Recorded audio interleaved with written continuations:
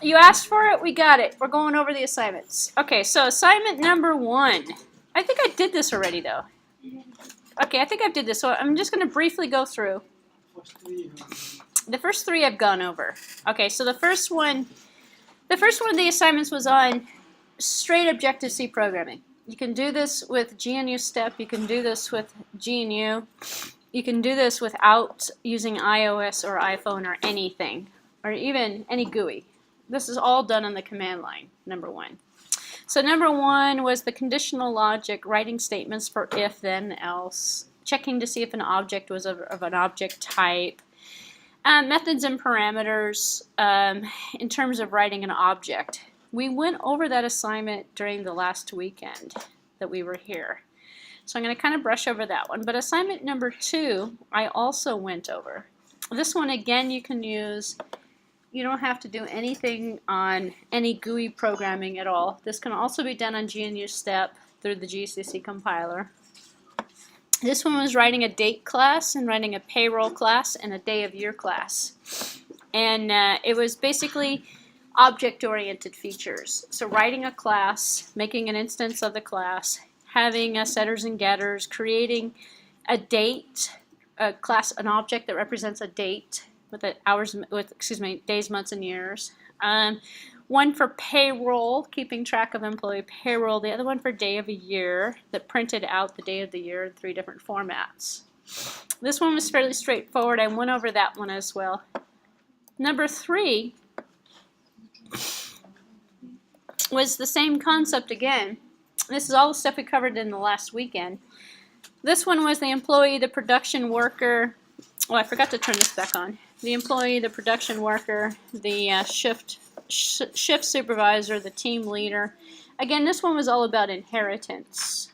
So the first one was about using conditional statements and using basic syntax of Objective-C. Number 2 was on creating objects, making instances of objects, and having the object methods run. Number 3 was on inheritance. And I went over all 3 of these actually in the last weekend, if I remember this right. So number 4 was the new one. It's also done on a command line. So most of these, 90% of these can be done on a command line without using any GUI at all, actually. So number 4 was the parking ticket simulator. And I don't know if I've gone over this one yet, actually. So let me take this one a little bit slower, open it up with preview here. Make it a little bit bigger. Let's see. All right, let's make it a little bit bigger so I can see it. And all right, so for this one, we're going to have multiple objects, and the objects are going to work together. So we have this abstract concept of a car that's being parked. So we have a parking ticket simulator. So part of the scenario is a car, a parking meter, and a parking officer or police officer who's going to be checking the parking. So for the assignment, you're going to design a set of classes that all work together to simulate this environment. We have the parked car. So in object orientation, you have to basically create models of the real world, and this is what an example of it is. So we're going to create an object called parked car. Now you have to think out of the box a little bit. Imagine this is a programming assignment. So the car is going to simulate a parked car. And so we're going to want to know the car's make, model, color, license plate, and the number of minutes the car has been parked. So you can use any type of variables that you want for that. Make and model could be a string. You can use numbers for it. We're also going to have a parking meter class. And the parking meter class simulates the parking meter. So the car sits next to a parking meter. They're not together. There's no inheritance with them. They're separate objects. The meter simulates the running of a meter. So you want to know the number of minutes of parking time that has been purchased on the meter. And then you're going to keep track of how much time progresses. So if the car sits there and the car is sitting there for 5 minutes and it's only purchased 1 minute on the parking meter, then it's 4 minutes expired, technically. So you could actually make your life simple and just go, is the meter full or is the meter empty? Or at the time that the police officer comes by, because isn't this really real life? The guy doesn't know how long your car's been sitting there. But if your car's sitting there and there's no money in the meter, you're going to get a ticket. So, or if you're parked where you're not supposed to be parked, but this is for parking tickets. So the parking ticket class represents the ticket. The ticket's going to be looking at, is the car sitting there? Is the car parked there? That's a Boolean, yes or no. Is there money in the meter? Boolean, yes or no. No money in the meter, car parked there, you're going to get a parking ticket. So the parking ticket is going to report the make, the model, and the color and the license plate of the parked car, the illegally parked car if there's no money in the meter, and report the amount of the fine. You're going to make the fine up. So this could be a $25 fine for the first hour, and maybe $10 for every additional hour. How do you know how many hours it's been there? You're not going to know. This, you can make up the logic yourself. You don't have to use these exact numbers. You're also going to have a police officer in there. The police officer is going to issue the ticket. The ticket's going to be issued on the parked car sitting next to the parking meter. So all of the objects work together. You're going to simulate it. You don't have to simulate it with GUI. You could do a command line thing on it. So you have a main driver program that's going to make a car. You can make one instance of all of it, actually, and then have the instances work all together if you wanted to. You're just going to simulate it. So you've got a bunch of objects, you make some instances of the object, and you perform some methods on the objects to see if you can get that functionality to sort of work. You have to almost be a little creative to kind of think how you're going to do that. But the last component of it, that police officer class, simulates a police officer inspecting a parked car. How are you going to do that? Well, you have to kind of think out of the box a little bit with that. The object that comes around knows the police officer's name and badge number. So you could just have a police officer, a parking cop, with a name and a badge number, and it's going to look at the object and determine whether the car's time has expired or whether or not it's legal and there's no ticket to be given. So to issue a parking ticket, it's going to generate a parking ticket object if the car's time has expired. So you're going to write a driver program that demonstrates all of this. That's part one.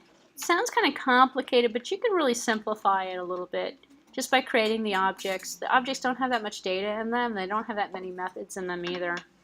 It's just just don't get delayed on all of the details of this. Simulate it from the big picture point of view. Okay, so the second part of this is the car instrument simulation. So for this assignment, you're going to design a set of classes that work together to simulate the fuel gauge and the odometer. So the classes will be designed. You have a fuel gauge class. Imagine a car, and that has a fuel gauge in it, and you're going to simulate the fuel gauge. So you want to know the current amount of fuel in gallons. Make it up, like 10 gallons or something. It doesn't have to be realistic. Report the car's current amount of fuel, and then be able to increment the fuel by 1 gallon or subtract it by 1 gallon to simulate putting fuel in the car and taking fuel out of the car. When the instrument gauge goes, you can say, look, it's 20 miles per gallon, or it gets 10 miles per gallon. You can actually use a timer for this if you wanted to, and just do it by time in terms of driving. Or you could use a counter to say that the odometer went to a certain amount, and for every mile it goes, it loses fuel. So one object is going to work with another object to simulate the either putting more gas in or taking gas out. Just like a real car works, actually. You put gas in the car, you step on the gas, you run the gas, the car goes. Car goes 20 miles, you lose a gallon, or 30 miles, 40 miles, depending on how fuel efficient your car is. You lose a gallon of gas, you burned it. That's all you're simulating. So you want to be able to increment the amount of fuel by 1 gallon, simulate putting fuel in the car. It's just like going to be an arbitrary add fuel, take fuel away. The odometer is going to keep track of the car's responsibility for the car's current mileage and report the car's current mileage. Be able to increment the current mileage by 1 mile. The odometer should go up to 9,999 miles. Again, don't worry about the exact logic here. Simulate it. Follow as much as you can in terms of the specs for this, but don't get hung up on these little details here. It doesn't really matter. I just want you to see if you can actually create the object. And again, you don't have to go with a GUI on this. You could just do it completely on a command line interface, where you're going to say, okay, put a gallon of gas in there. Drove for 40 miles. Put another gallon of gas in. Drive for another 40 miles. Normally people don't do that. They put like 5 gallons in or 10 gallons in, and then they drive for like, 15, 20, I don't know how many miles, but simulate it through running the method calls. Demonstrate by creating an instance of each one of them. Simulate filling up the car with some gas, and then looping through if you can. Looping through driving some miles, and then, you can use a counter for it. You can use arbitrary numbers just to say everything happens in 20s. Put 20 gallons in. Okay, then we go 20 miles. Oh, go another 20 miles. Go another 20 miles. Go another. Oh, we need more gas. Put 20 miles. Put 20 gallons in or whatever. So don't make it your life project. It is simply a simulation to show you how to make projects with multiple objects in it. So that one is number 4. I kind of went through it on the fast side. Do we have any questions on number 4? So number 1 through 4, you can pretty much do on a command line prompt using GNU Step or using GCC compiler. You don't even need a MacBook for it, really. It'll actually work. It's Objective-C programming. Number 5, let me open number 5 here. Oh, actually, number 1 through 5. Number 5 is the same. Number 5's got the cruise ship on it. So, on number 5, you're going to be using multiple items together. So, you're going to design a ship. So, okay, so you've got one that's on inheritance. You got one on multiple objects. You got one on multiple objects being controlled by a main driver program. And then you got this one. This one's going to be on a ship, a cruise ship, and a cargo ship. So it's another inheritance kind of scenario. Again, you can do this with a command line interface. So you're going to have a member variable for the name of the ship. You're going to have a member variable for the year of the ship that it was built, and an initializer. So this one's going to work with initializers. So you'll have to work with a couple of different initializers to create the different types of ships. And then a print method, so you can overload the print method for the different types of ships to print out what they are. So you're going to design a ship, then you're going to design a cruise ship, and you're going to design a cargo ship. And the cruise ship and the cargo ship have different qualities. So on the cruise ship, it's going to be derived from ship, and you're going to have a maximum number of passengers and an initializer. And then you're going to have a print function. So all of them are going to have a print function that's going to be overridden. So the cruise ship print, cargo ship print, and then the ship print. So this one's on overloading and overriding methods, essentially. So you're going to overload, override. You're going to get your ships to hopefully have different behavior depending upon what they are. And then you're going to demonstrate the ships by creating an array of ships. So if they're all ships, like the cruise ship and the cargo ship, then you can make a ship array type and put cruise and cargo all in one array. So working with multiple objects of the same hierarchy together in arrays, and overloading and overriding method functionality, which is what this one is about. Questions on number 5. This is 6 assignments, but they're not due until December something. So you should have been able maybe to have done the first 3 or 4 of them so far. Some of people have actually. So number 6 is the only one that involves GUI. Number 6, and let me tell you there's an exception I made on this, but I haven't changed the assignment description. You can do iOS or you can do OS X. So it doesn't matter. In here it's going to tell you that you want to create a GUI-based application of your choice. Here's your opportunity to create your own application that runs in OXS. And then it says, do not create an iOS, iPad, mobile app. Okay, scratch that out. You can do an iOS. Originally, the assignment only wanted you to do one, but you know what? Everybody's doing iOS, so why not? So only the last one requires GUI.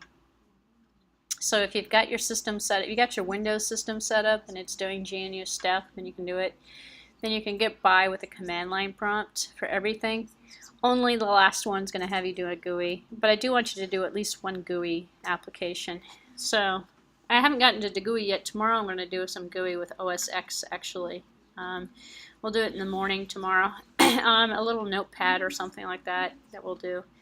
But instead of iOS. But long story short, go ahead and experiment. Do not do any of the apps we've done in class through the tutorials.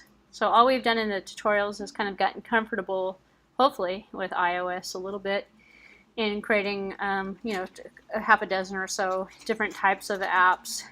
So do one on your own. You can do your own timer if you want, your own tic-tac-toe game, your own jigsaw puzzle or something. Anything of your choice, and it doesn't really matter what you do. So use multiple Objective-C classes. Demonstrate, well, you're going to have multiple anyway. You're going to have view controllers, app delegates. You're going to have everything anyway. So it's not a matter of actually having to do anything. You can hopefully demonstrate the concept of inheritance, maybe. You know, using object-oriented concepts, etc. and so forth.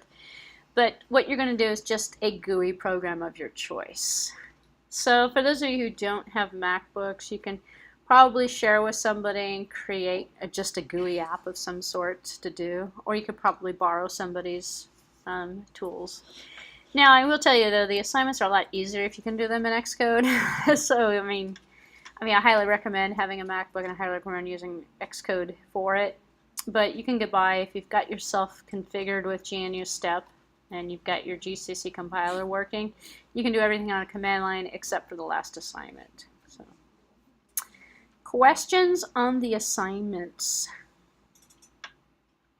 No? Well, you can always ask me questions. So let me end this recording actually.